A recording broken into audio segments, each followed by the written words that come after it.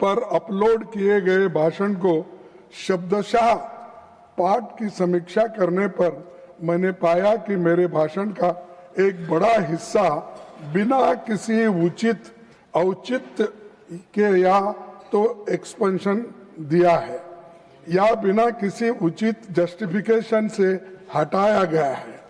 मैंने जो समीक्षा की है उसमें पाया है कि मेरे भाषण के अनरिकॉर्डेड पोर्शंस वे हैं जिसमें मैंने वर्तमान सरकार के कार्यकाल में संसदीय कामकाज पर तथ्यों के साथ टिप्पणियां की है और प्रधानमंत्री जी की चंद नीतियों की आलोचना की है, जो कि नेता प्रतिपक्ष होने के कारण मेरा यह दायित्व भी है, क्योंकि मुझे लगता है कि वे नीतियां भारतीय जनमानस पर प्रतिकूल प्रभाव डाल रही है। मेरा संसदीय जीवन 5 दशक से अधिक का है। लंबे समय तक विधायक और सांसद के रूप में मैंने काम किया है और हमेशा मैंने सदन की गरिमा, नियम, परंपराओं और पीठासीन अधिकारी के कर्तव्य की जानकारी के साथ हमेशा भाषा की मर्यादा के प्रति सजग और सचेत रहा हूं। कहा किन बातों को निकाला जा सकता है, इसमें पूरी तरह मैं वाकिफ हूं और कुछ जानता हूं।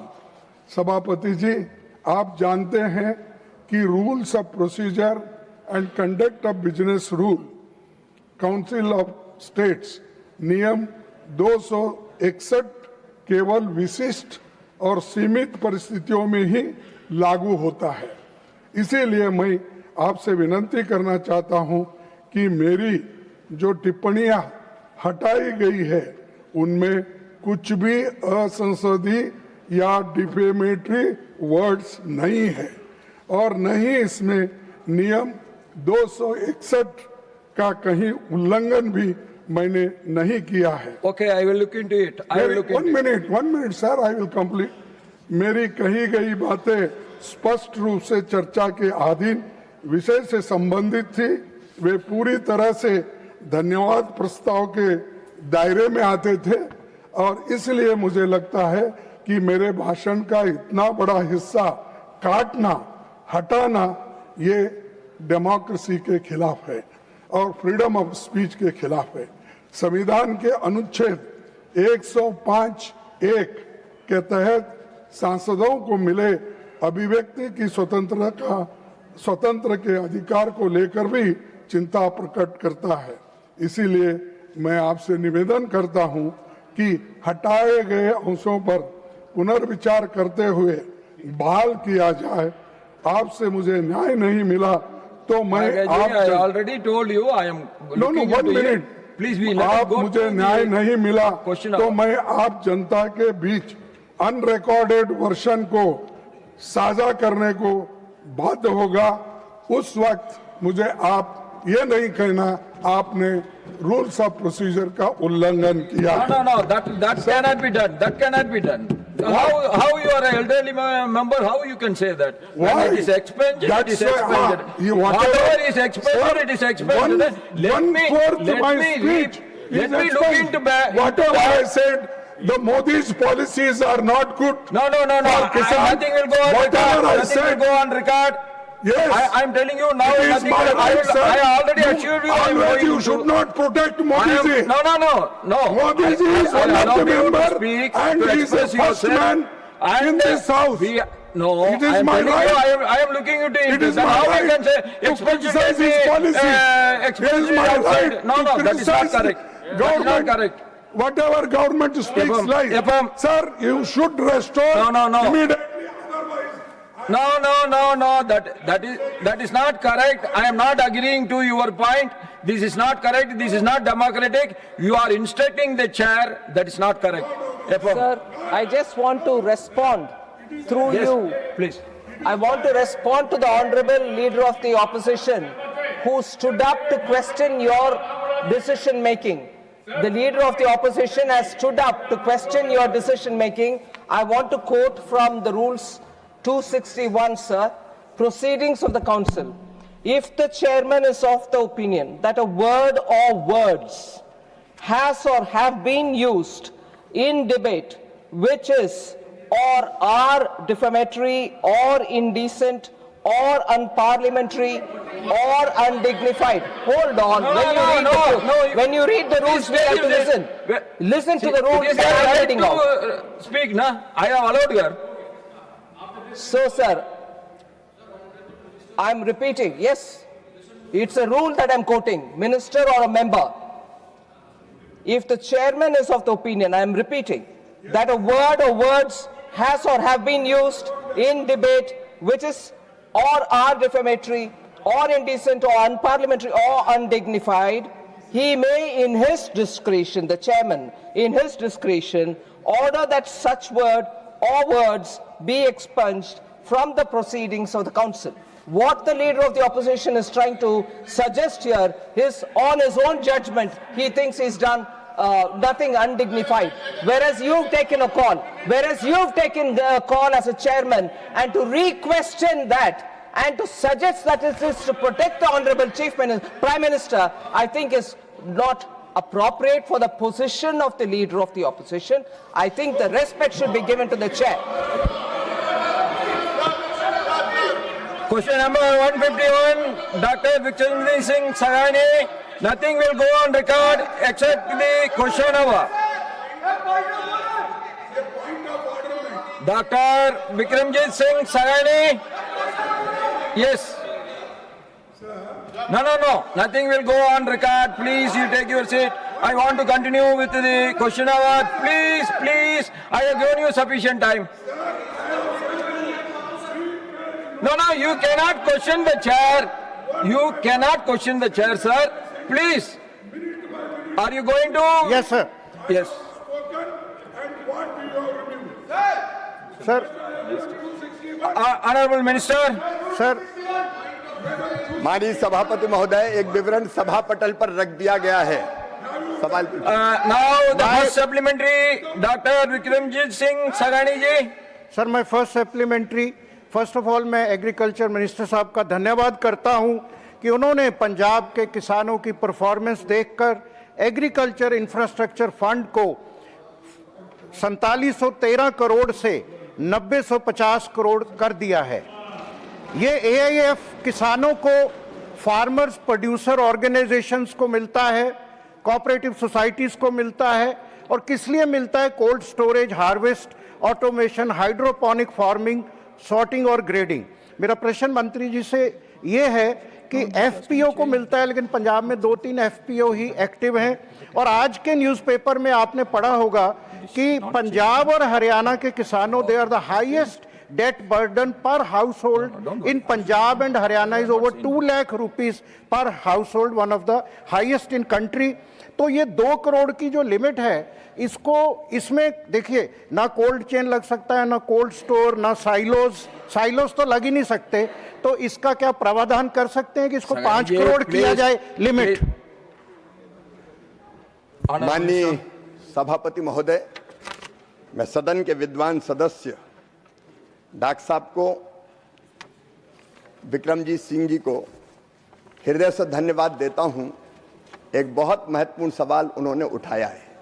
माननीय सभापति महोदय, हम भारतीय जनता पार्टी के कार्यकर्ता केवल सत्ता के स्वर्ण सिंहासन पर आरूढ़ होकर सत्ता सुख के लिए राजनीति नहीं करते, राष्ट्रीय पुनर्निर्माण के लिए राजनीति, किसानों के कल्याण के लिए राजनीति, दरिद्र नारायण की सेवा के लिए राजनीति, एक आत्मनिर्भर और विकसित भारत के निर्माण के लिए राजनीति और इसी लक्ष्य को ध्यान में रखकर हमारे यशस्वी प्रधानमंत्री श्रीमान नरेंद्र मोदी जी के नेतृत्व में किसानों की हर समस्या के समाधान के प्रयास किए जा रहे हैं। माननीय सभापति महोदय, किसान अन्नदाता है, मतलब जीवन दाता है और जीवन दाता है तो वो भगवान तो नहीं है लेकिन भगवान से कम भी नहीं है और इसलिए उसकी हर समस्याओं की तरफ अगर ध्यान गया तो 50 साल में कभी कांग्रेस की सरकारों का नहीं गया। हमारे किसान अन्न के भंडार भरते रहे, फल और सब्जियां पैदा करते रहे, लेकिन उनको रखने की जगह तक ये पुरानी सरकार उपलब्ध नहीं करा पाई। प्रधानमंत्री श्रीमान नरेंद्र मोदी जी ने किसानों की समस्या को पहचाना और पहचान कर एग्रीकल्चर इंफ्रास्ट्रक्चर फंड के नाम पर 1 लाख करोड़ रुपए से ज्यादा की संरचनाएं किसानों के उत्पाद को सुरक्षित रखने के लिए बनाई जाएगी। ये ऐतिहासिक फैसला किया और आज मुझे माननीय सभापति महोदय ये कहते हुए गर्व है कि इस योजना के अंतर्गत 44,243 कस्टम हायरिंग सेंटर, जिसमें पंजाब में भी बने, 25,854 primary processing centre, 25,565 farm harvest automation, 17,779 warehouse, 4,201 sorting और ग्रेडिंग यूनिट, स्मार्ट और प्रिसिजन एग्रीकल्चर के लिए 3,549 इंफ्रास्ट्रक्चर और 2,827 कोल्ड स्टोरेज भी बने।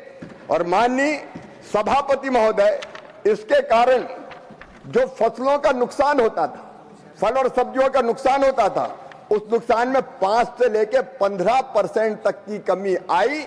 अब हमारे फल सुरक्षित है, किसान उनको कोल्ड स्टोरेज में रख सकते हैं, हमारे अनाज को भी सुरक्षित रखा जा सकता है। एपीओज को भी माननीय सभापति महोदय, ये एग्री इंफ्रा फंड के अंतर्गत अलग अलग तरह के वेयर हाउस हो, कोल्ड स्टोरेज हो, बनाने की सुविधा दी जाती है। और जैसा डॉक्टर साहब बता रहे थे, पंजाब में भी माननीय सभापति महोदय 152 एपीओज हैं जो लगातार किसानों की आय को बढ़ाने के लिए मिलकर प्रयत्नरत है। उन्होंने केवल इतना कहा है कि ये राशि अपर्याप्त है, क्या इसको बढ़ाएंगे? पहले तो कुछ थी ही नहीं, अब इतने कोल्ड स्टोरेज से लेकर राइपनिंग चेंबर से लेकर अलग अलग तरह की संरचनाओं का निर्माण हो रहा है। मैं तो डॉक्टर साहब से भी निवेदन करना चाहूंगा, वो पंजाब सरकार से बात करें और प्रोत्साहित करें एपीओज बनाने के लिए, किसानों को और संगठित करने का काम करें। हालांकि पैक्स का आंदोलन इतना मजबूत है कि जो हमारी सहकारी समितियां हैं वो भी कस्टम हायरिंग सेंटर जैसी कई केंद्र खोलकर किसानों की सेवा करने का काम कर रही है। तो एपीओज को भी इन संरचनाओं के निर्माण का काम मिल रहा है और एपीओज का भी इन परियोजनाओं का लाभ उठा रहे हैं। आपने जो राशि बढ़ाने की बात कही है, उचित समय पर उस पर विचार करेंगे, लेकिन मैं मानता हूं कि अभी तो ये पर्याप्त है। Second supplementary doctor Vikramjit Singh Sagani ji. आपने स्टोरेज की बात की है कि आगे से 15-20% बड़ा है, लेकिन अभी भी पंजाब में सर आपको पता है पैडी वीट का स्टोरेज कंस्ट्रेंट है।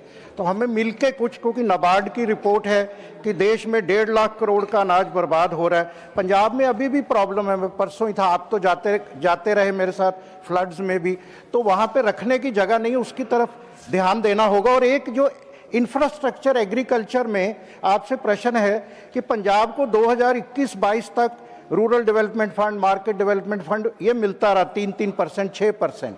हम वित्त मंत्री जी के यहाँ भी गए, अब ये अचानक उसमें बंद हो गया क्योंकि आपने कहा सब स्टेट्स को 2% देंगे। लेकिन पंजाब का केस अलग है, वो वहाँ हमारे 65,000 किलोमीटर के रूरल लिंक हैं, 1936 मंडियाँ हैं और पंजाब 18 मिलियन पैडी प्रोड्यूस करता है, 12 मिलियन वीट प्रोड्यूस करता है, वहीं हमारे साथ वाला राज्य 5 मिलियन करता है।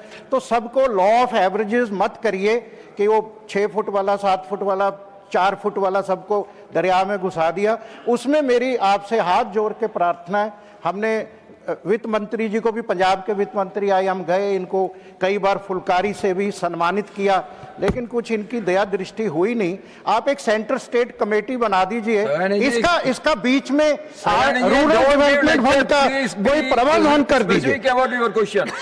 Rural development fund for Punjab. Thank you. Honourable minister sir. माननीय सभापति महोदय, मुख्य प्रश्न से ये प्रश्न उद्भूत नहीं होता है, लेकिन मैं डॉक्टर साहब से इतना निवेदन करना चाहता हूं, हम सब भारत मां के लाल, भेदभाव का कहां सवाल। पंजाब की महान जनता को मैं प्रणाम करता हूं और ये विश्वास दिलाता हूं कि पंजाब की प्रगति और विकास में मोदी जी की सरकार कोई कोर कसर नहीं छोड़ेगी। आप रूरल रोड्स की भी और ग्रामीण विकास की भी अगर बात करते हैं तो अलग से आके आप चर्चा कीजिएगा। रूरल डेवलपमेंट डिपार्टमेंट भी मेरे पास है। पंजाब में योजनाओं के नियम और प्रक्रियाओं के अंतर्गत अधिकतम जो सहायता उपलब्ध कराई जा सकेगी, केंद्र सरकार उसमें कोई कसर नहीं छोड़ेगी। पंजाब की महान जनता ने देश की रक्षा के लिए जो महान बलिदान दिए हैं और पंजाब के गुरुओं ने जो महान बलिदान दिए, उनको मैं दोनों हाथ जोड़ के प्रणाम करता हूं और फिर यह विश्वास दिलाता हूं कि पंजाब की प्रगति और विकास में हम कोई कसर नहीं थर्ड छोड़ेंगे। सप्लीमेंट्री श्रीमान मदान रतूर जी। मदान रतूर जी।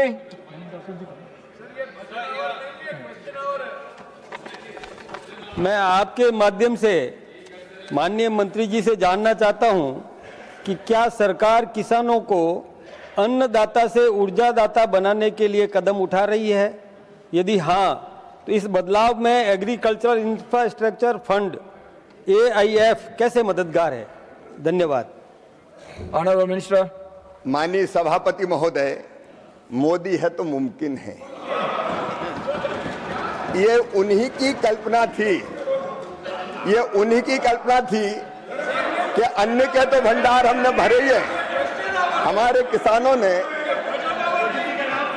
खड़गे साहब, माननीय खड़गे साहब मैं आपका बहुत सम्मान करता हूं, लेकिन इस तरह इंटरप्ट करना नेता प्रतिपक्ष को शोभा नहीं देता। मेरा निवेदन सुने, ये मोदी है जिनने तय किया अन्नदाता को ऊर्जादाता बनाएंगे। और मैं बड़ी प्रसन्नता और गर्व के साथ ये बताना चाहता हूं, AIF के तहत PM कुसुम के अंतर्गत अन्नदाता सोलर पैनल लगा के उससे ऊर्जा पैदा करने का भी काम कर सकता है और वैसी परियोजनाएं भी हमने स्वीकृत की है।